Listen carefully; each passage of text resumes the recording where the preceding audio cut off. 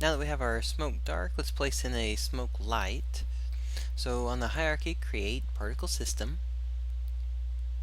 Let's go ahead and type in smoke white. And the smoke white, let's just left click and drag, place it inside of the fire like we've done before. We'll go ahead and put our position 0, 0, 0.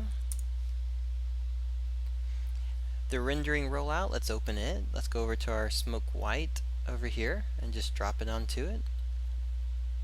Alright, so now we have those set in place. Let's go ahead. We can either, for the sort mode, you could do by distance if you like. I'm actually going to leave it on none, and then if we need to force it forward or backward, actually we'll go ahead and do it since we did the other one. We'll put this at 10. That way we're trying to push it behind the fire itself. Going back up to the top, we'll set our duration to 1. Let's go ahead and go to the start lifetime, change the value for this one to a 2 constant. And the start lifetime, how long is it going to last? Let's go anywhere between 2 seconds to 2.5. And then the start speed, let's go ahead and start slowing this down quite a bit. The start speed will go anywhere between 1 to 2. Let's see how long. Let's see what we're looking at here. Yeah, somewhere around there. We may change the values up a little bit to fix it once we see it with the other ones going. The start size that we have, let's go ahead and change this to 2 constant. So our start size, we're looking at about maybe anywhere from a 0.5, 0.75 to a 1 to 2 range. Let's see, 1. Let's try 2.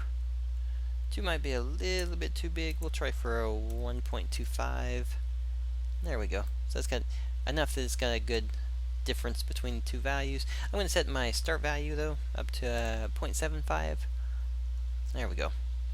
And then the rotation itself will go from a 2 value, 0 to 360.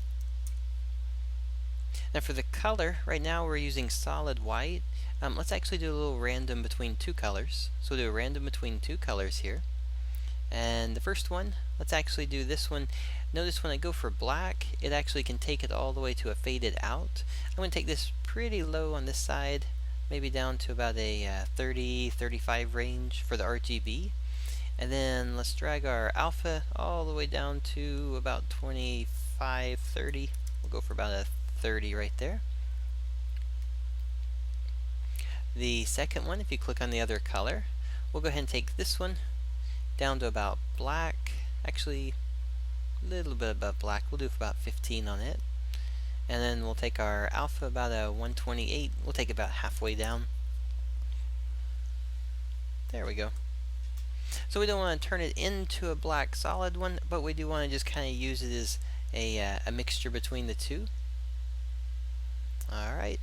So once we have that, again we'll change the local to a world space. So in case it moves, it'll just stay behind as it moves with it. The emission type, let's go ahead and open that in the shapes.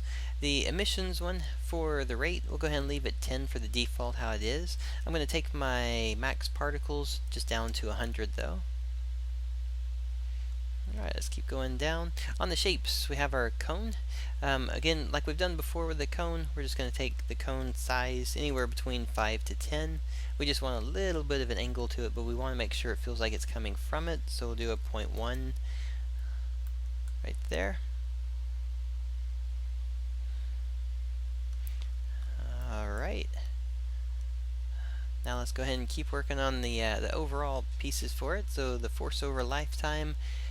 We did the other one, we did a random variable if you remember, and we can do the same thing for this one. We'll do a random variable for the y going up on there, and we'll just change that one to world.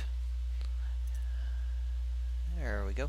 So we go do we'll try see what a -1 and a -2. Actually, let's make this one a little bit. Actually, we'll go up with it. Okay. I've got the wrong values going in there. So let's go for a 1 and a 1.2. Somewhere around there. Yeah.